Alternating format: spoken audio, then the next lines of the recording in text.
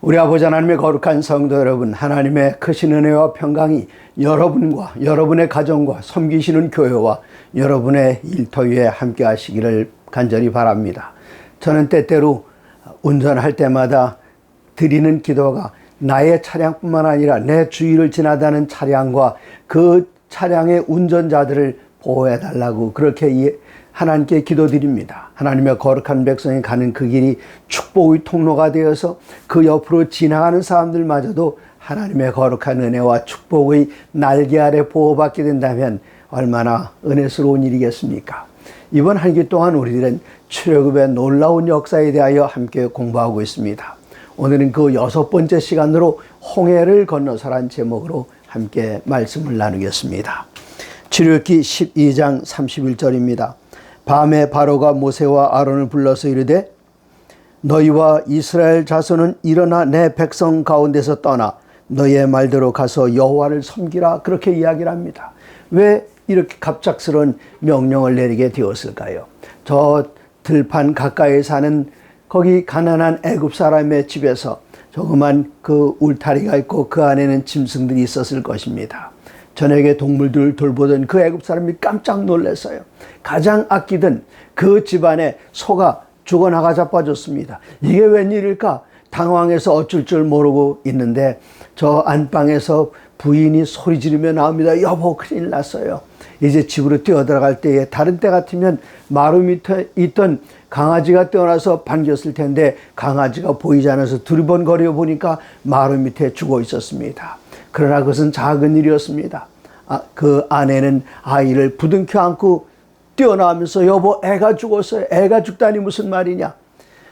그런데 그 집에서만 울음소리가 있는 것이 아니라 이 애굽 모든 곳에서 집집마다 울음소리가 터져 나왔습니다. 그 울음소리는 먼저 바로의 궁에서 시작되었습니다. 바로의 큰아들이 장자가 그의 뒤를 이어서 바로가 되어야 할 그 장자가 죽었습니다. 바로는 치를 떨었습니다. 그리고는 한밤중에 모세를 급히 불러들였습니다. 그리고는 말합니다. 지금 당장 나가라고요. 처음부터 나가라 그랬으면 애굽 땅에 아무런 어려움이 없었고 재앙도 없었고 평화가 있었을 텐데 그가 목을 곧게 하고 마침내 아들을 하나님께 주셨을 때에 그 다음 단계는 무엇일까요? 바로 자신의 생명마저 보장하지 못합니다. 그는 석히 나가라. 이젠 다 나가라. 너희 말대로 소도 양도, 전에는 양은 소떼는 두고 가라. 자녀들도 두고 가라. 멀리 가지 마라. 이젠 그렇게 말할 계제가 아니었습니다. 그리고는 말하기를 나를 위하여 축복하라. 어떻게 이렇게 목이 곧은 바로를 위하여 축복할 수 있겠습니까? 우리는 때때로 그런 환경에 처할 때가 있습니다. 전혀 하나님의 뜻이 아닌데 거기 가서 누군가 기도해 달라는 요청을 받는데 우리가 뭐라고 기도할 수 있겠습니까? 하나님의 뜻을 거스리는 사람을 위해서는 우리가 기도를 드릴 필요도 없고 기도를 해서도 안 됩니다. 한 가지 기도를 드릴 것이 있다면 그 전에 이미 기도를 드렸어야 되고 하나님께서 그의 뜻을 돌이켜 주님 앞에 순종하는 사람이 되게 해달라고 기도를 드렸어야 되는데 지금 목전에서 하나님을 끝까지 거역하고 하나님의 백성을 괴롭히던 그들이 이젠 마지못해서 날 축복하라 하는데 어떻게 축복의 말이 나올 수 있겠습니까? 모세는 못 간다고 이야기합니다. 우리가 430년 동안 이 나라에서 종노릇 텐데 그냥 갈 수는 없지 않습니까? 그래서 35절에 이스라엘 백성 자손이 모세의 말대로 하여 애굽 사람에게 은금 패물과 의복을 구하매 여호와께서 애굽 사람들에게 이스라엘 백성에게 은혜를 입히게 하사 그들이 구하는 대로 주게 하였으므로 그들이 애굽 사람의 물품을 취하였더라. 이제 그들은 출발합니다. 37절 38절 여기 간 사람들이 유아 외에 보행하는 장정이 60만 가량이요. 장정 60만, 성인 남자만 60만 명입니다. 어린아이들도 있고 여인들도 있습니다. 뿐만 아니라 38절 수많은 잡족과 양과 소와 심이 많은 가축이 그들과 함께 하였으며 여기 수많은 잡족이 있었다. 그런데 이 잡족은 히브리인들이 아닌 사람들 잡족이라고 말했습니다. 그들이 어떻게 거기 끼게 됐을까요? 히브리인들을 하나님께 특별히 보호하시는 모습을 그들은 어깨너머로 봤습니다. 그리고 히브리인들이 양을 잡아서 문 인방과 문설주에 바르는 걸 봤습니다. 그들도 따라했습니다. 애굽의 모든 집들이 초상이 나는데 그렇게 따라한 집에는 초상이 나질 않았어요. 그래서 그들은 준비가 안 됐지만 히브리인들을 따라서 이제 출애굽하는 그 과정에 같이 동행하게 됐습니다. 40절에 보시면 이스라엘 자손이 애굽에 거주한 지 430년이라 430년이 끝나는 그날에 여호와의 군대가 다 애굽 땅에서 나왔은즉 이스라엘 백성들 여호와의 군대라 그랬습니다. 그들은 질서정연하게 지파별로 움직였습니다. 그리고 그룹을 지어서 움직였습니다. 그 모양이 마치 군대에 행군하는 것과 모양이 같아서 여호와의 군대가 애굽 땅에서 나왔다 그렇습니다. 이날을 밤에 하나님께서는 구원을 베푸셨기 때문에 사람들은 그 밤을 가리켜 여호와의 밤이라 그랬습니다. 이제 13장으로 갑니다. 출애굽하는 이스라엘 백성들에게 하나님께서는 이야기를 하십니다. 이스라엘 자손 중에서 사람이나 짐승을 막론하고 태에서 처음 난 모든 것은 다 거룩히 구별하여 내게 돌리라. 애굽의 모든 초태생은 왕자로부터 시작해서 귀족의 첫 번째 아들들, 그리고 평민의 첫 번째 아들들, 그리고 이 땅에 태어난 모든 짐승들도 초태생은 다 죽었습니다. 그러나 하나님의 백성들은 보호하심을 받았는데 그 이유는 무엇입니까? 6월절 어린 양을 잡아서 피를 문설주에 발랐기 때문에, 문인방에 발랐기 때문에 그런 집들은 아무도 죽지 않았습니다. 누가 죽었기 때문에 어린 양이 창세 이후로 죽임을 당한 그 어린 양이 이번에도 죽임을 당했기 때문에 히브리인들의 첫 번째 아들들은 다 살게 되었고 보호받게 되었습니다. 그래서 하나님께서는 이것을 대대로 지킬 것을 말씀하셨습니다. 그리고 이 집안에 큰 동물이 있을 때는 그 큰 동물 대신에 양을 바치라 하나님께서는 말씀하셨어요. 어느 집안에 큰 아들이 있었습니다. 아끼는 양이 있었습니다. 애완동물처럼 아끼는데 어느 날 아버지께서 그 양을 뺏어다가 죽이시는 것을 보고는 아들이 깜짝 놀라서 아버지 왜 그래요? 여쭤봤더니 아버지가 한 말이, 이 집안에 태어나는 첫 번째 동물들은 하나님의 것이기 때문에 하나님께 돌려드린다. 동물뿐만 아니라 너도 초태생이기 때문에 하나님께 드려야 되는데 사람을 죽이는 대신에 하나님께서는 양으로 대신해라 그렇게 말씀하셨습니다. 초태생은 하나님께 돌리라. 네. 그래서 후일에 내 아들이 내게 묻기를 이것이 어찌미냐 하거든 이 6월절날 하나님께서 어린 양을 잡아서 문 인방에 피를 바른 집마다 어린 양이 죽었으니 이 집안의 아들들은 죽지 않아도 된다는 것을 그 이야기를 다 들려줬습니다. 초태생은 하나님께 드리라. 그래서 저도 결혼해서 처음 아기를 갖게 되었을 때에 아직 아이가 남자인지 딸인지 알지 못합니다. 그럴지라도 하나님, 이 아이가 첫 번째 우리 집안의 초태생, 첫 번째 태어난 그 아이가 아들이면 하나님께 드리겠습니다. 그렇게 하고는 매일 저녁마다 잠자기 전에 아내의 배 위에다 올려놓고 기도드렸습니다. 하나님, 이 아이가 아들이면 하나님께 드리겠습니다. 근데 하나님께서는 하나만 드리도록 허락하신 것이 아니라 둘째도 아들이어서 둘 다 하나님의 거룩한 성역을 하는 일에 지금 섬기고 있습니다. 아들들 다 하나님의 사역에 드리게 된 것을 인해서 하나님 앞에 감사드리고 자랑스럽게 생각합니다. 출애굽기 13장 17절입니다. 바로가 백성을 보낸 후에 블레셋 사람의 땅의 길은 가까울지라도 하나님이 그들을 그 길로 인도하지 아니하셨으니 이는 하나님이 말씀하시기를 이 백성이 전쟁을 하게 되면 마음을 돌이켜 애굽으로 돌아갈까 하셨습니다. 그들이 곧장 갈 수도 있었습니다. 그러면 가나안 땅에 빨리 갑니다. 그런데 곧장 가는 그 길은 블레셋 사람들이 있어서 그들은 호전적이고 전투적인 사람들이었지만 히브리인들은 전혀 전투에 대해 준비가 되어 있지 않은 사람들이었습니다.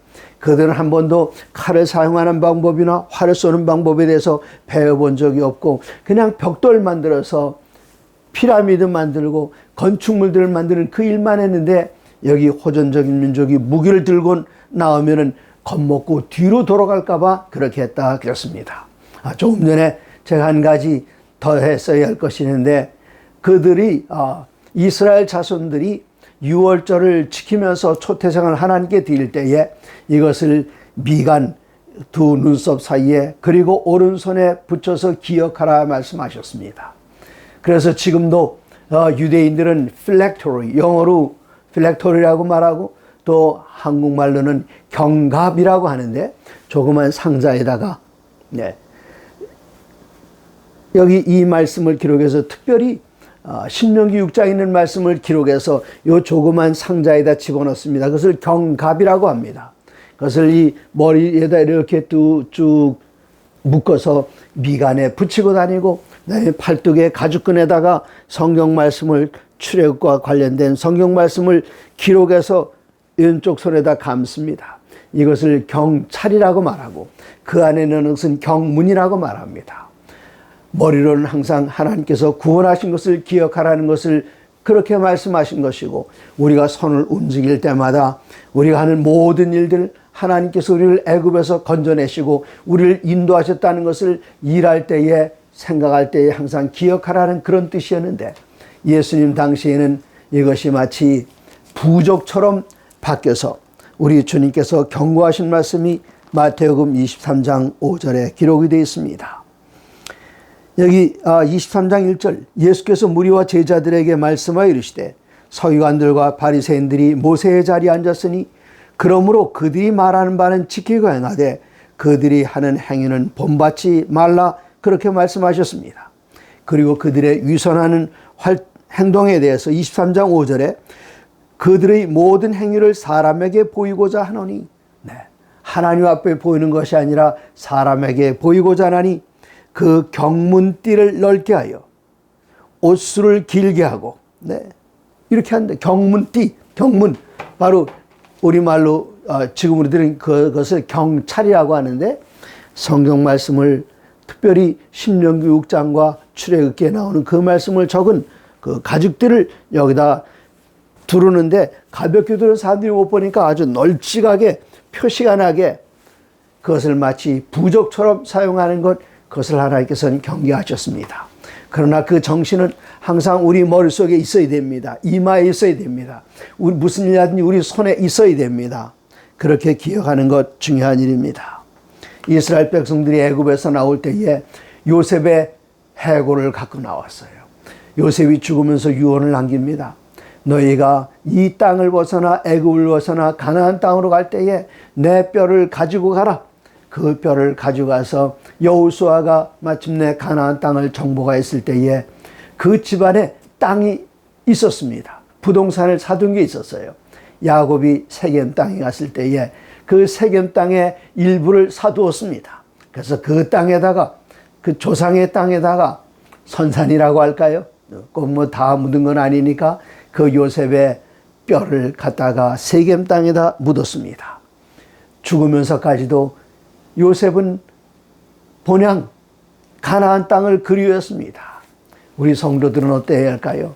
저희 어머니 교회 돌아가실 때에 맨 마지막으로 하셨던 그 말씀이 뭔가 하면, 예수님 하늘나라 가고 싶어요. 이 땅에 영원히 묻혀있는 것을 원하지 않으셨습니다.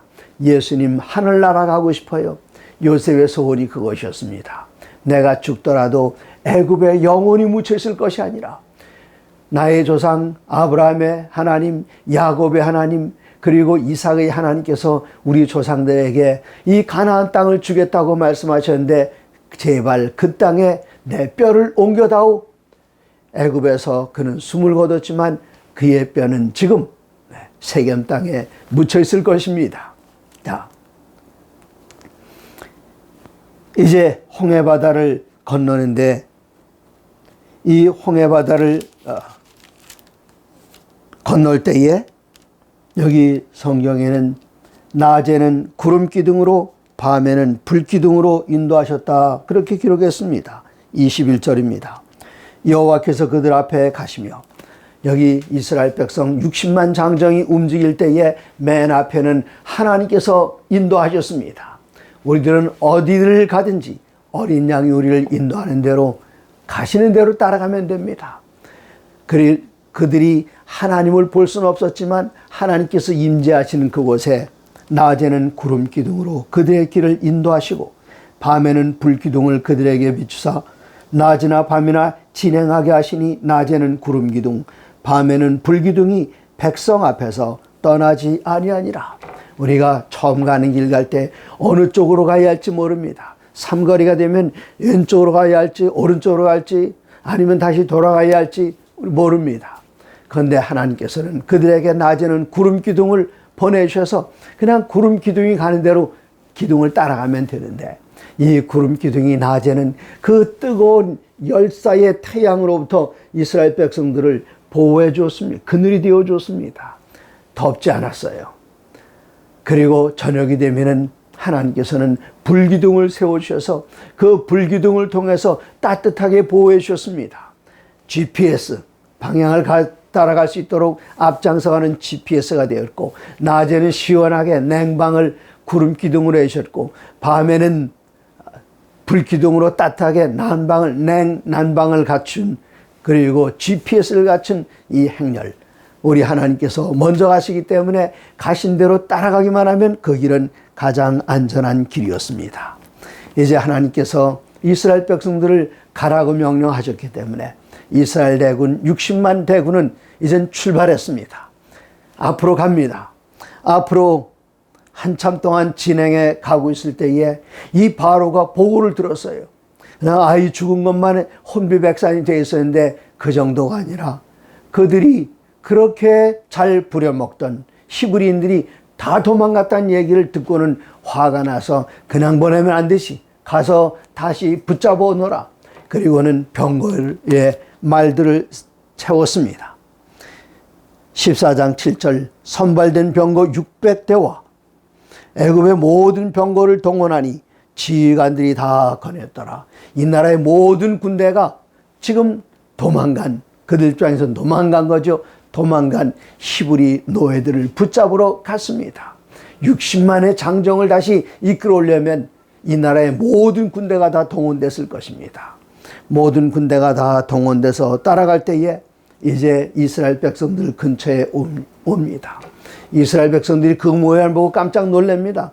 옛날 그들을 그렇게 힘들게 했고 괴롭게 했던 그 애굽의 군대가 쫓아올 때에 모세를 향하여 불평합니다. 애굽 땅에 우리를 묻을 곳이 없어 우리를 여기까지 이끌어냈느냐? 처음부터 우리들은 이렇게 안 따라간다고 그러지 않았느냐? 14장 11절 여호와께 부르짖고 그들이 또 모세에게 이르되 애굽에 매장지가 없어서 당신이 우리를 이끌어내어 이 광야에서 죽게 하느냐? 어찌하여 당신이 우리를 애굽에서 이끌어내어 우리에게 이같이 하느냐? 우리가 애굽에 있을 때에 당신에게 말한 게 이거다 이렇게 말하지 않느냐? 우리 그냥 내버려 둬라. 우리가 애굽 사람을 섬길 것이라 하지 아니하더냐? 애굽 사람을 섬기는 것이 광야에서 죽는 것보다 낫겠노라. 어떻게 이런 말이 나올 수 있습니까? 이 모세가 그 얘기를 들으니 정말 기도 차지 않습니다. 이때 모세는 당당하게 서서 이스라엘 백성들에게 말합니다. 출애굽기 14장 13절에 모세가 백성에 이르되 너희는 두려워하지 말고 누가 두려워하죠? 믿음이 없는 사람들이 두려워합니다. 너희는 두려워하지 말고 그 다음에 가만히 서서 왜 가만히 서지 못하죠? 지금 막 쫓아오는데 어떻게 가만히 설 수 있습니까? 그런데 하나님께서는 모세를 통하여 말씀하시기를 너희 거기 가만히 서라. 도망가지 말고 가만히 서 있어라. 그리고 무서워하지 마라. 두려워하지 마라. 그리고는 오늘 너희를 위하여 여호와께서 행하시는 구원을 보라. 너희가 오늘 본 애굽 사람을 영원히 다시 보지 아니하리라. 여호와께서 너희를 위하여 싸우시리니 너희는 가만히 있을지어다. 그 애굽의 병거들이 쫓아온다고 겁먹지 마라. 두려워하지 마라. 그냥 가만히 있어라. 나의 구원하는 모습을 봐라. 그러면 누가 대신 그들을 대항하여 싸우느냐? 앞으로도 계속 많이 보겠지만 지금 너희들이 처음 보게 될 것이다. 내가 너희를 위하여 애굽 군대와 어떻게 싸우는지 봐라. 전쟁은 하나님께 속한 것입니다. 그래도 이 사람들이 믿지 못하고 두려워할 때에 하나님께서는 모세에게 말씀하시기를 내 지팡이 든 손을 바다를 향하여 손을 들어라 말씀하셨습니다. 그렇게 하면은 이 바다를 통해서 너희가 통과하게 될 텐데 그때에 너희 백성이 그리고 애굽 사람들이 내가 누구인 줄 알고 여호와인 줄 알고 영광을 얻을 것이다. 14장 18절에 내가 바로와 그의 병거와 마병으로 말미암아 영광을 얻을 때에야 애굽 사람들이 나를 여호와인 줄 알리라 하시더니 그전에는 뭐라 그랬죠? 출애굽기 5장 2절에 바로가 말합니다. 나는 여호와를 알지 못한다. 여호와가 누구냐? 그랬습니다. 이제 이 애굽의 모든 병거, 모든 병사들이 다 바닷물에 빠져 죽게 될 때에야 그들이 내가 여호와인 줄 알게 하리라. 그렇게 말씀하시고 났을 때에 그 이스라엘 백성들을 앞에서 인도하던 불기둥이 뒤로 돌아갔습니다. 구름 기둥도 뒤로 갔습니다. 구름 기둥이 있었다 하는 얘기는 낮 시간이란 뜻입니다. 그렇죠? 구름 기둥도 앞에서 그 뒤로 옮겨 애굽 진과 이스라엘 진 사이에 이르러서니 저쪽에는 구름과 흑암이 있고 이쪽에는 밤이 밝음으로 밤새도록 저쪽이 이쪽에 가까이 못하였더라. 이제 아직까지 홍해바다를 건너지 않았습니다. 그 앞에 인도하던 구름 기둥과 불 기둥이 뒤로 움직였습니다. 그리고 이스라엘 백성과 애굽 사람들 사이에 구름 기둥과 불 기둥이 멈춰 있습니다.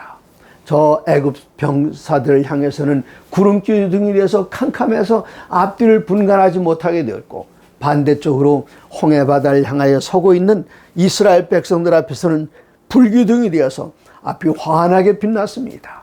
이때 모세가 지팡이를 들고 있는 손을 홍해바다를 향하여 들 때에 하나님께서는 동풍을 불게 하셔서 바닷물이 갈라지게 하셨습니다. 그러면 어느 쪽부터 갈라졌을까요? 동풍이 불어왔으니 동쪽에서부터 물이 이스라엘 백성들 앞에서부터 갈라진 것이 아니라 제가 상상하기에는 저 먼 곳에서부터 물이 갈라져 와서 마침내 이스라엘 백성들 그 발 앞에까지 물이 다 갈라졌습니다. 바람으로 이 물결을 가르셨으니 그 바람이 얼마나 강했었을까요? 그러나 이스라엘 백성들을 날리는 그런 토네이도 같은 그런 바람은 아니었습니다. 이스라엘 백성들이 거기를 들어갈 때에 좌우에 물벽이 생깁니다. 23절 애굽 사람들과 바로의 말들 병거들과 그 마병들이 다 그들의 뒤를 추격하여 바다 가운데로 들어온지라. 24절 새벽에 여호와께서 불과 구름 기둥 가운데서 애굽 군대를 보시고 애굽 군대를 어지럽게 하시며 그들의 병거 바퀴를 벗겨서 달려가기가 어렵게 하시니 애굽 사람들이 뭐라고 말하는지 들어보십시오. 명언을 말합니다. 애굽 사람들이 이르되 이스라엘 앞에서 우리가 도망가자. 포로들 앞에서 군인들이 도망가는 것 웃기는 것 아닙니까? 우리가 도망가자. 그 다음 말 애굽 사람들이 한 간증이었습니다. 우리가 도망하자. 여호와가 그들을 위하여 싸워 애굽 사람들을 치는도다. 누가 싸운다고요? 애굽 사람들도 그걸 이제는 알았습니다. 여호와께서 그들을 도와서 싸우시서 애굽 사람들을 치는도다. 이렇게 하면은 살아남을 사람들이 누가 있겠습니까? 하나님께서 이스라엘 백성들을 이렇게 구원하셨습니다.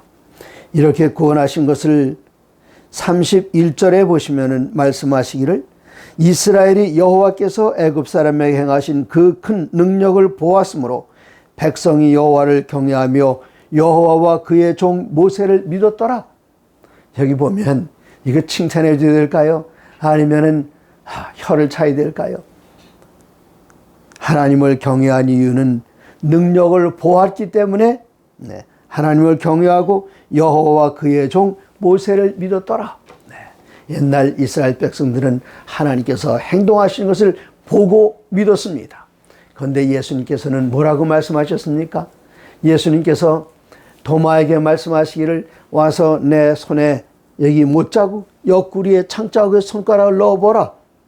그리고 믿음 없는 자가 되지 말고 믿는 자가 되라 말씀하시면서 너는 나를 본고로 믿느냐? 나를 보지 못하고 믿는 자들은 더 복이 있다. 그렇게 말씀하셨습니다. 이스라엘 백성들은 물론 복 받았습니다. 그들이 봤습니다. 그런데 그들보다 누가 더 복이 있습니까? 마지막 출애굽. 이 죄된 지구를 떠나서 사단이 통치하고 있는 이 어려운 세상을 떠나서 하늘 가나안으로 가는 그 길에 서 있는 우리들은 하나님께서 역사하시는 것을 물론 이 눈에 아무 증거가 보이지 않아도 믿을 수 있지만 우리 주의 많은 증거들을 보여줍니다. 하지만 이 출애굽과 같은 그런 증거는 안 보여줍니다. 그러나 그런 것들을 보지 않았을지라도 우리가 보기 때문에 믿는 것이 아니라 보지 못하고 믿고 하늘나라를 향하여 가니 얼마나 복받은 백성들입니까? 이제 마침내 이스라엘 백성이 다 홍해바다를 건넜습니다. 또다시 모세가 지팡이를 든 손을 바다를 향하여 들었습니다. 바다를 향하여 드는 그 순간 물이 위에서 하나로 합쳐져서 저 아래에 있던 애굽 사람들의 군대가 완전히 다 물속에 수장되었습니다. 그리고는 그 물가에 애굽 사람의 시체가 있는 것을 보았는데 그 이후로 히브리 사람들은 출애굽했던 그 당대의 히브리 사람들은 다시는 애굽 사람을 볼 수가 없었습니다. 이제 이 홍해바다를 건너간 그 다음에 이스라엘 백성들이 했던 일은 무엇일까요? 15장 1절입니다. 이때에 모세와 이스라엘 자손이 이 노래로 여호와께 노래하여 일렀으되 그리고 15장 2절부터 18절까지 모세의 노래를 부릅니다.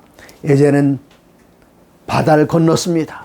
애굽하고는 영원히 다시는 뒤돌아볼 일이 없을 만큼 이젠 떨어졌습니다. 하나님께서 온전히 구원하셨습니다. 그 입에서는 찬양이 나올 수밖에 없습니다. 3절 바로가 15장 2절 1절부터입니다. 1절부터 내가 여호와를 찬송하리니 그는 높고 영어로우시며 말과 그 탄자를 바다에 던지셨음이로다. 여호와는 나의 힘이요 노래시며 나의 구원이시로다. 그는 나의 하나님이시니 내가 그를 찬송할 것이요 내 아버지 하나님이시니 내가 그를 높이리로다. 여호와는 용사이시니 여호와는 그의 이름이시로다. 그가 바로의 병거와 그의 군대를 바다에 던지시니 최고의 지휘관들이 홍해에 잠겼고 깊은 물이 그들을 덮으니 그들이 돌처럼 깊음 속에 가라앉았도다. 여호와여 주의 오른손이 권능으로 영광을 나타내시니이다. 여호와여 주의 오른손이 원수를 부수시니이다. 주께서 주의 큰 위엄으로 주를 거스리는 자를 엎으시니이다. 주께서 진노를 발하시니 그 진노가 그들을 지푸라기 같이 사릅니다. 그 하나님을 찬양하면서 계속 노래를 합니다. 10절 주께서 바람을 일으키심에 바다가 그들을 덮으니 그들이 거센 물에 납같이 잠겼나이다. 11절 여호와여 신중에 주와 같은 자가 누구이니까? 위엄이 있으며 기이한 일을 행한 자는 누구이니까? 주께서 오른손을 뜨신 즉 땅이 그들을 삼켰나이다. 주의 인자하심으로 주께서 구속하신 백성을 인도하시되 주의 힘으로 그들을 주의 거룩한 처소에 들어가게 하시리이다. 하나님께서 당신의 백성들을 하나님의 거룩한 성소에 들어가게 하시는데 마침내 애굽을 떠난 사람들이 가나안 땅에 들어가는 것처럼 이 세상을 떠난 사람들이 마침내 저 영원한 하늘 가나안에 들어가게 될 것입니다. 이때에 홍해바닷가에서 부른 이 노래를 모세의 노래라고 하고 남자들만 노래 부르는 것이 아니었습니다. 좀 더 나아가 보면 19절에 바로의 말과 병거와 마병이 함께 바다에 들어가매 여호와께서 바닷물을 그들 위에 되돌려 흐르게 하셨으나 이스라엘 자손은 바다 가운데서 마른 땅으로 지나간지라. 아론의 누이 선자 미리암이 손에 작은 북 소고를 잡으매 모든 여인도 그를 따라 나오며 소고를 잡고 춤추니 미리암이 그들에게 화답하여 이르되 너희는 여호와를 찬송하라. 그는 높고 영화로우시며 말과 그 탄자를 바다에 던지셨음이로다. 이런 똑같은 일을 언제 하실까요? 셋째 천사의 기별은 말합니다. 셋째 천사의 기별 말씀하시기를 짐승에게 경배하거나 짐승의 표를 받은 자는 불과 유황으로 세세토록 고난받는다. 계시록 14장 8절 9절 10절입니다. 9절 10절입니다. 11절까지요. 그런데 13장에서는 창세 이후로 죽임을 당한 어린 양의 생명책에 농명되지 못한 사람 다 짐승에 경배하는데 왜 그럴까요? 계시록 13장 15절 16절에는 짐승의 표를 받지 않은 사람은 매매를 하지 못하게 되고 짐승에 경배하지 않은 자는 몇진이 다 죽이게 한다. 그럼 우리는 어떻게 합니까? 매매를 못하면 먹을 것도 없습니다. 다 죽인다고 합니다. 그때 계시록 14장 10절 결론, 성도들의 인내가 여기 있나니 하나님의 계명과 예수 믿음을 지키는 자니라. 우리를 죽인다고 위협할 때에 그때 하나님의 계명을 붙들고 있으면, 하나님의 계명을 붙드는 것은 무엇입니까? 십계명, 너희는 나 외에 다른 신을 내게 하지 말지니라. 그 앞에 나온 말이 하나님께서는 출애굽기 20장 1절과 2절에 말씀하십니다. 너희가 애굽 땅에 종이 되었을 때에 내가 너희를 구원해냈다고 말씀하십니다.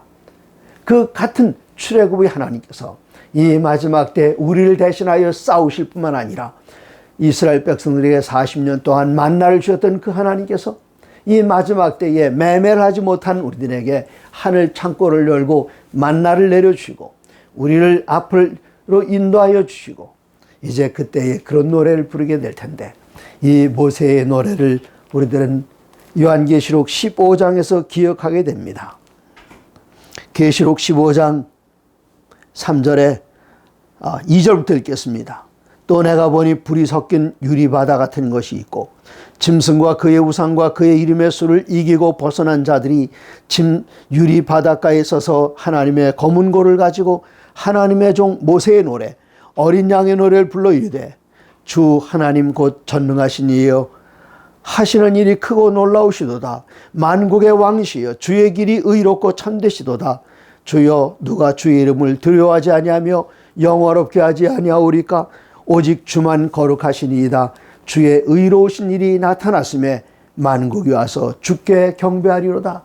여러분, 불이 섞인 유리바다같이 아름다운 곳에서 여기 찬양을 부를 때에 우리가 그날 모세와 어린 양의 노래를 찬양하는 그 대열에 여러분과 제가 그 자리에 있게 되기를 간절히 바랍니다. 하나님의 모든 말씀으로 사시기 바랍니다.